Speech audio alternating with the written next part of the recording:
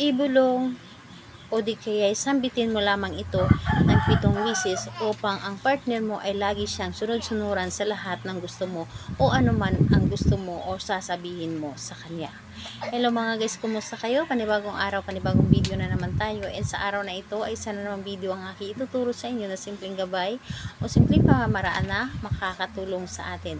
At bago ang lahat, gusto ko lang mo-disclaimer sa mga taong hindi naniniwala at hindi gusto ang mga kagaya nitong video. Please skip this video and maghanap kayo ng videos na gustong gusto nyo dahil ang video na ito ay para lang ito sa mga taong naniniwala and gusto mag-try.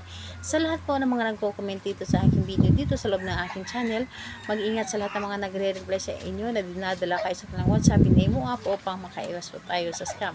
Ngayon po ituturo ko sa inyo paano maging sunod-sunuran ang partner ninyo sa inyo o sundin niya lahat anuman ang sasabihin mo sa kanya.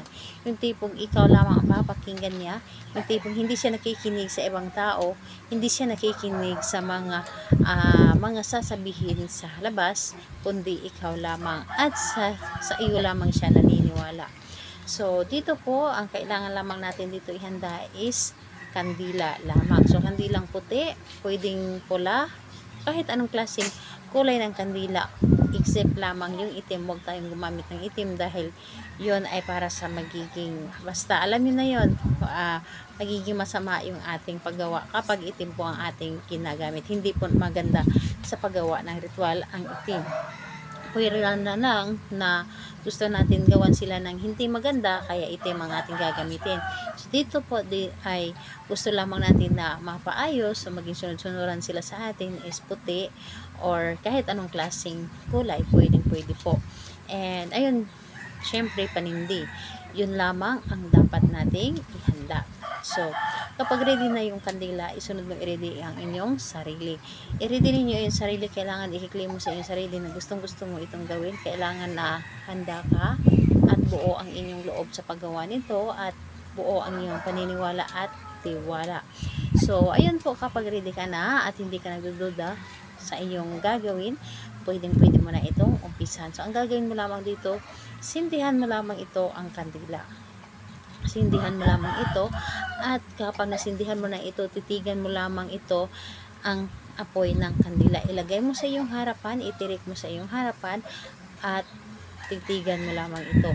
Syempre, magmuni-muni ka muna, isipin nyo muna yung tipong hahakot kayo ng energy at saka ninyo sasabihin sa apoy ng kandila or ibubulong ninyo na pangalan, apelyido, 7 beses po ito ha. Pangalan, apelyido, lahat ng sasabihin ko, anuman ang gusto ko ay susundin mo. Pangalan, apelyido, lahat ng sasabihin ko, anuman ang gusto ko ay susundin mo. Yun po ang inyong sasabihin ng 7 ulit po. Yes po, 7 ulit mo itong gagawin. And kapag nasambit nyo na or nasabi nyo na ng 7 ulit or 7 beses ang pangalan niya at apelyido at ang iyong nais, pwedeng ay ang kandila po ay hayaan nyo muna ng mga ilang minuto na nakasindi sa kaninyo patayin.